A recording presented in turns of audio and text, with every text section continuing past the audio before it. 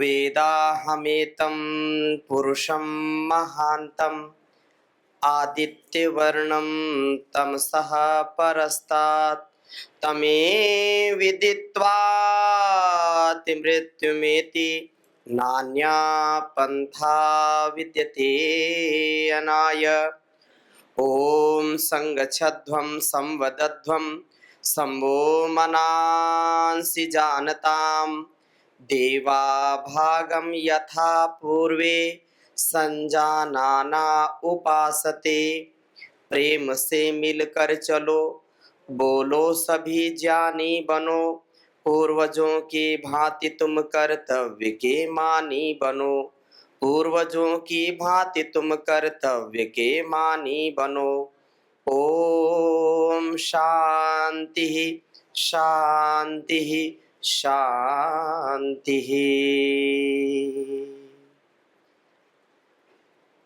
बोलिए महर्षि देव दयानंद की, गुरु विरजानंद की, पुरुषोत्तम भगवान श्री रामचंद्र की, योगेश्वर श्री कृष्णचंद्र की, पवन सुत हनुमान की, भारत माता की।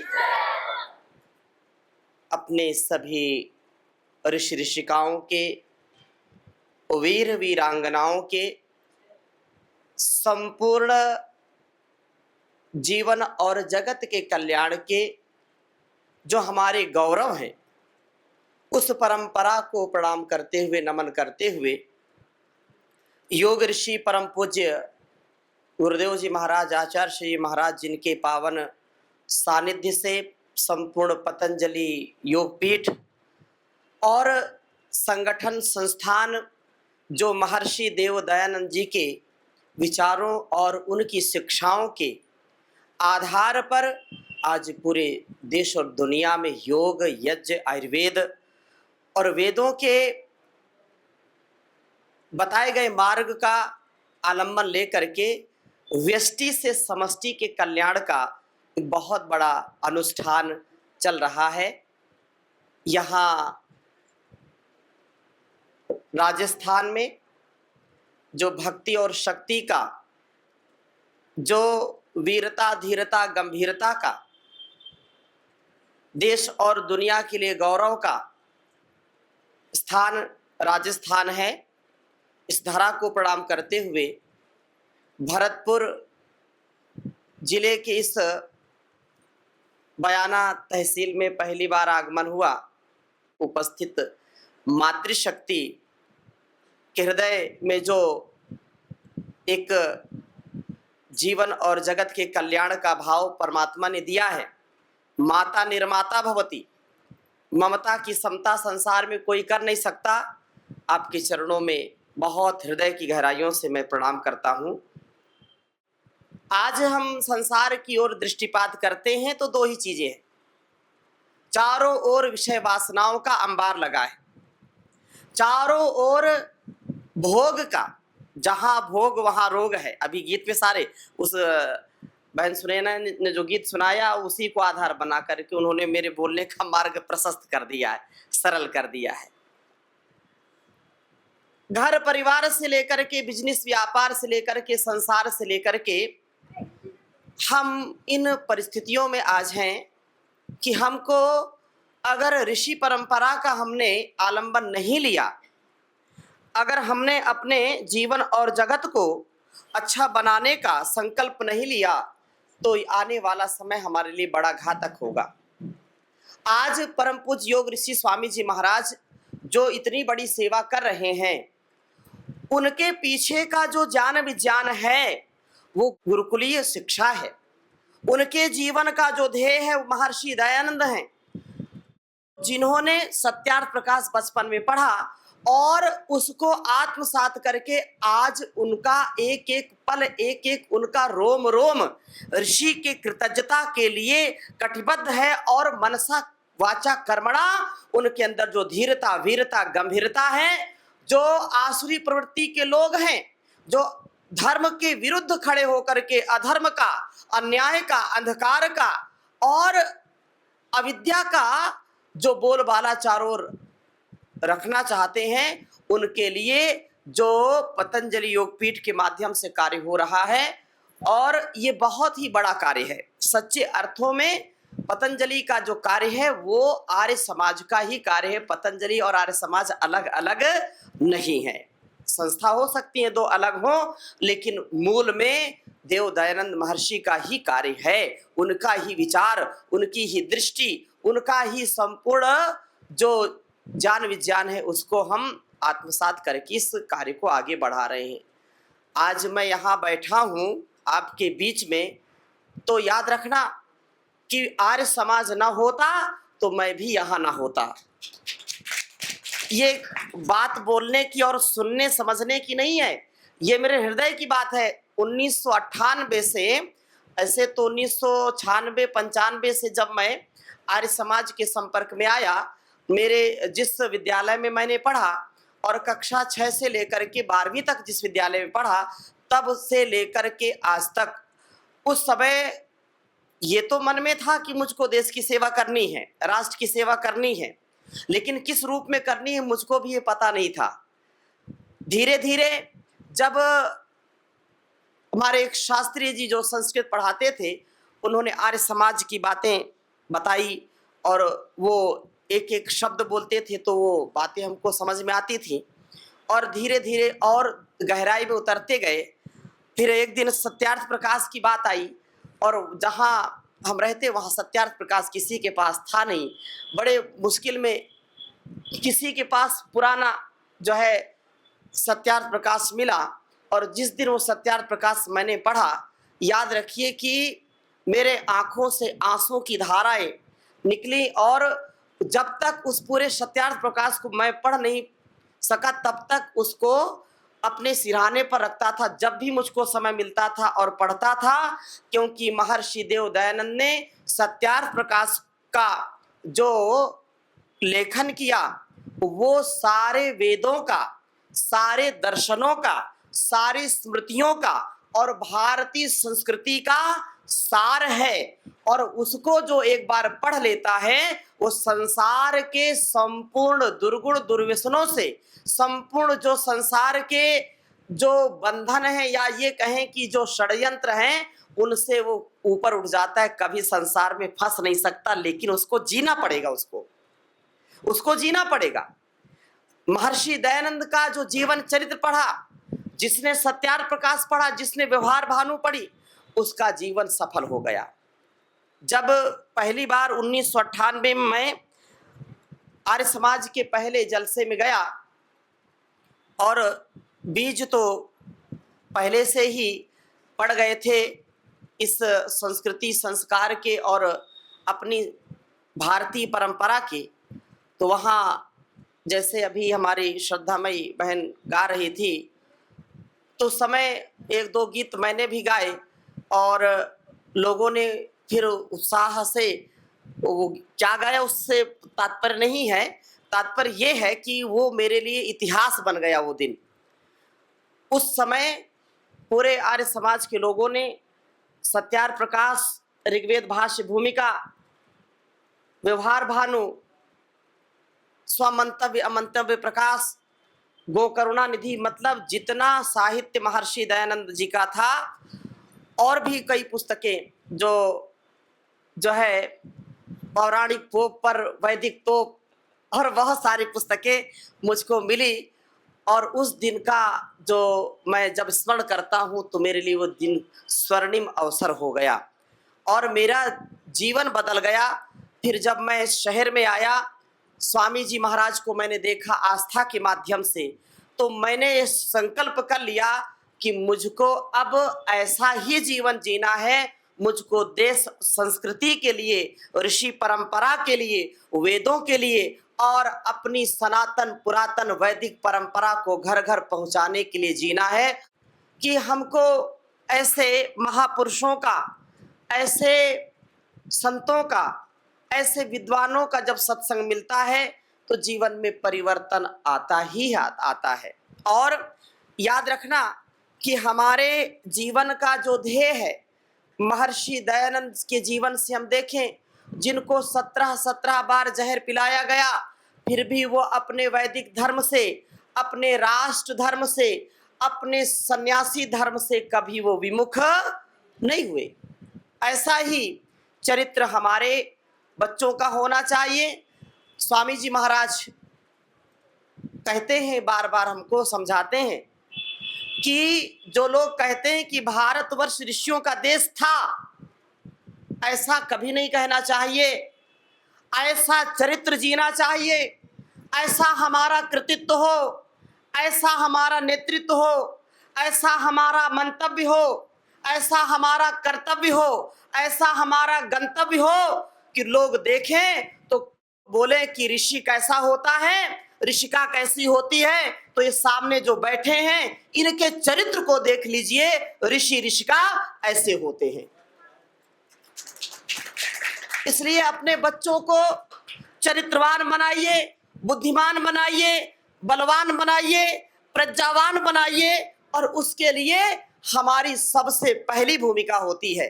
महर्षि दयानंद पठन पाठन विधि में लिखते हैं, सत्यार्थ प्रकाश में, मातृमान पितृवान आचार्यवान पुरुषो वेद, कि जिस संतान की माता पिता गुरु आचार्य धार्मिक विद्वान हो, वो संतान सबसे बड़ी सौभाग्यशाली होती है। और माता पिता का एक एक कर्तव्य, उनकी एक एक वाणी बच्चों का निर्माण करती है। चरित्र निर्माण से राष्ट्र निर्माण और विश्व का निर्माण होता है। आर्य समाज संकीर्णता से नहीं, संपूर्ण व्यक्तिगत और समष्टिगत दृष्टि प्रदान करता है। लेकिन कुछ चीजें हैं जिसके कारण इतना यशस्वी, इतना बुद्धिमान, इतना धीमान, वेद के संविधान पर जो चलने वाला समाज है, बड़े कष्ट के साथ इस बात को मैं कह रहा हूं कि आज अपने लोगों की उदासीनता के कारण, अपने लोगों की संकीर्ण सोच के कारण आज आर्य समाजों का भी बंटवारा हो रहा है। आर्य समाजों में भी द्वंद्व चल रहा है। राष्ट्र निर्माण के लिए महर्षि दयानंद ने 10 नियमों का और लोक कल्याण के लिए इस समाज की स्थापना की थी। तो आप जैसे लोगों की आवश्यकता है, जहां पर निर्विकार, निरहंकार, निष्काम भाव से सेवा करने का कार्य हो रहा है, और माताओं के ऊपर ज्यादा जिम्मेदारी है। और मैं अक्सर इस बात को कहता हूं कि देवियां राष्ट्र की गर संभल जाए तो, नारियां राष्ट्र की गर संभल जाए तो, राष्ट्रपीर से जगत गुरु बन जाएगा। ओम का ध्यान हो, वेद का ज्ञान हो, ओम का ध्यान हो, वेद का ज्ञान हो, पाप तापों का अवसान हो जाएगा। देवियां राष्ट्र की गर संभल जाए तो, नारियां राष्ट्र की गर संभल जाए तो। आवश्यकता है फिर से आपके चरित्र में, आपके कृतित्व में, आपके अंदर वो देवत्व का, ऋषित्व का आधान हो, जहां पर सीता, सावित्री, मदालसा, मैत्री, गार्गी का, जहां पर रामकृष्ण का, जहां पर गौतम, कणाद, जैमिनी, पतंजलि, महर्षि दयानंद का, और हजारों लाखों ऋषि ऋषिकाओं का जो जीवन है, जो हमारी ये भारतीय ऋषि परंपरा है, उसको आज जीने की आवश्यकता है। यदि हम अपने आप को आर्य कहलाने में, आर्य लिखने में गौरव महसूस करते हैं, तो उसको जीने में और गौरव महसूस करना चाहिए। हमको संकीर्ण नहीं, हमको उत्कर्ष से, उन्नति से और व्यापकता से, विस्तृत विचारधारा के साथ जीवन को जीना चाहिए। और यह एक ऐसी शाला है, ऐसा यह निर्माण का और अपने जीवन को संपूर्ण पराधीनताओं से ऊपर उठाने का, संपूर्ण संकीर्णताओं से ऊपर उठाने का एक शुद्ध विचार, शुद्ध ज्ञान, शुद्ध कर्म और शुद्ध उपासना का यदि कहीं पर आधान है तो वो आर्य समाज है।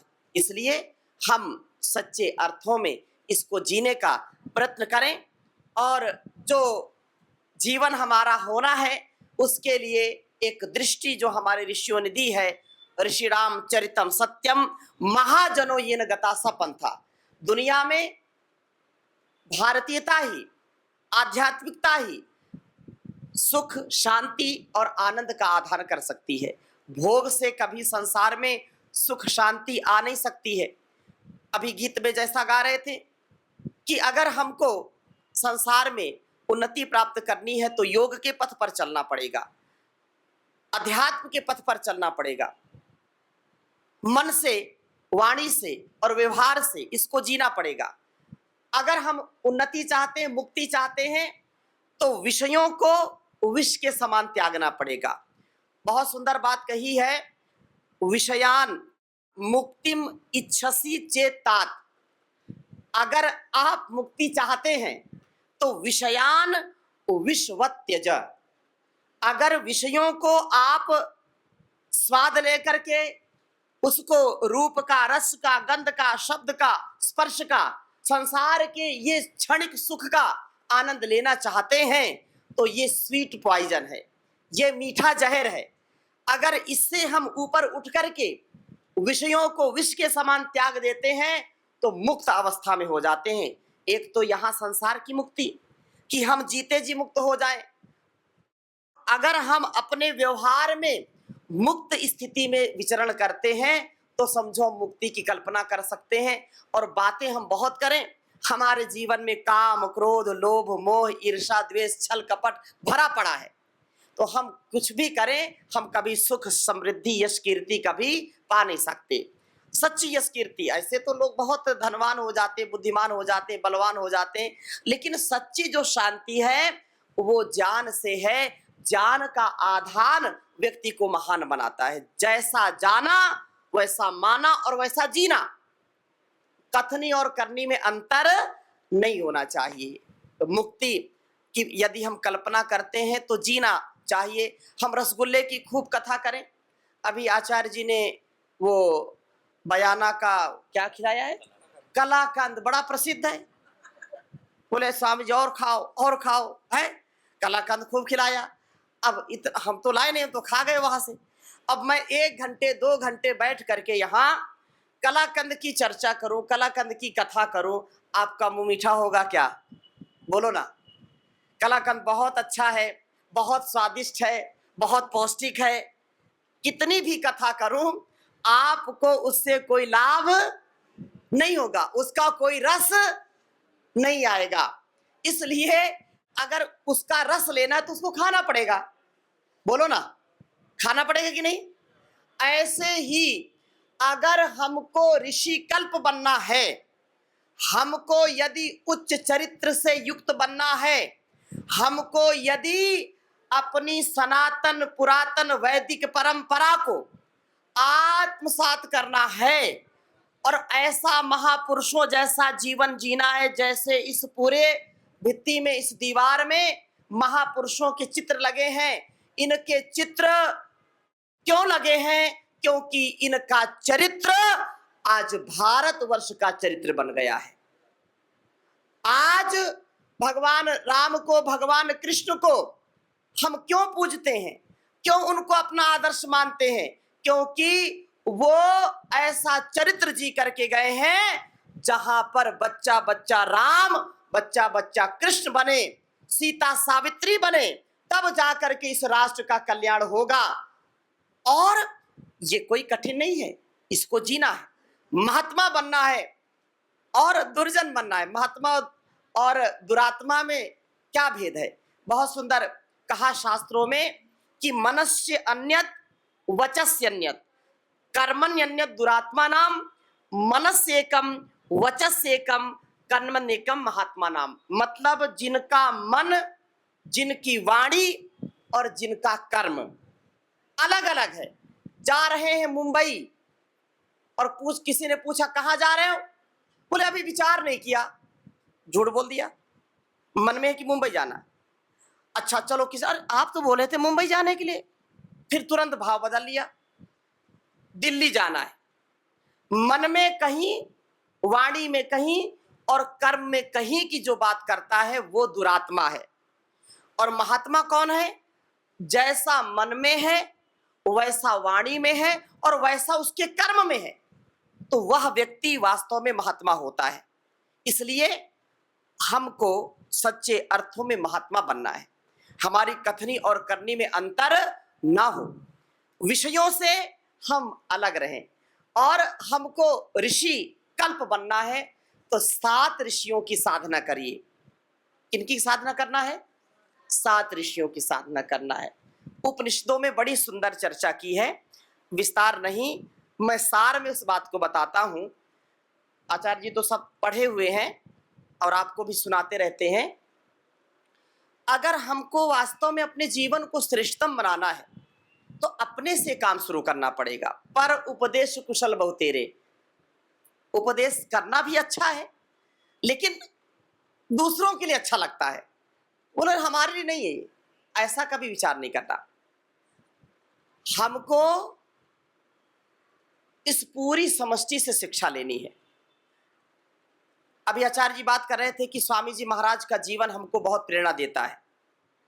आज हम योग ऋषि परम पूज्य स्वामी जी महाराज के व्यक्तित्व को, उनके कृतित्व को, उनके चरित्र को और उनका जो राष्ट्र के लिए योगदान है उसको हम जानते हैं। तो उसके पीछे क्या है? उसके पीछे है साधना, उसके पीछे है पुरुषार्थ और उसके पीछे है प्रारब्ध। प्रारब्ध तो अपने आप बनेगा लेकिन प्रारब्ध भी जो मिला है वो भी पुरुषार्थ से मिला है ना। इसलिए हमारा पुरुषार्थ भी, आज जो हम पुरुषार्थ करेंगे कल का वो प्रारब्ध बन जाएगा। हमारी गलत चीजें गलत प्रारब्ध तैयार करेंगी, अच्छी चीजें अच्छा प्रारब्ध तैयार करेंगी। इसलिए हम अच्छा बोले, अच्छा सुने और उसके लिए कहा कि सप्त ऋषियों की साधना करो।